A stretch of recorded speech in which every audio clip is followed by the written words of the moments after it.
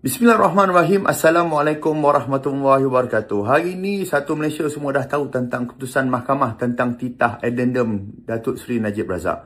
Kita sedih, tapi apa yang jauh lebih sedih lagi adalah sebagai pemimpin Melayu Islam apabila kenyataan daripada Tan Sri Syafiee, Peguam Datuk Seri Najib Razak yang menyatakan bahawa keputusan titah addendum Datuk Seri Najib Razak ini sebenarnya mengurangkan kuasa Raja-Raja Melayu. Apa guna kita pemimpin Melayu Islam, tetapi hari ini kita lihat saja kuasa Raja-Raja Melayu kita semakin terhakis dan juga semakin dikurangkan. Dan ketika ramai orang UMNO sedang bersedih, rupa-rupanya ada pemimpin DAP yang tengah bersukaria. Tak apa, kamu nak suka tak ada masalah. Tapi bila kamu post secara publik, maksudnya kamu menghina kami orang UMNO sini. Jadi saya minta daripada orang UMNO, daripada peringkat cawangan maupun sampailah peringkat atas, cukuplah. Kita ajar mereka ni, kita tarik sokongan daripada mereka ni, biar kita duduk jadi pembangkang yang bermaruah. Sebab apa? Hari ni kerajaan yang ada hari ni pun, kalau tak ada UMNO 30 sit, masih lagi boleh kekal kerajaan. Biar kita jadi pembangkang, tak apa. Yang penting kita ada maruah, dan maruah inilah yang perlu kita pertahankan.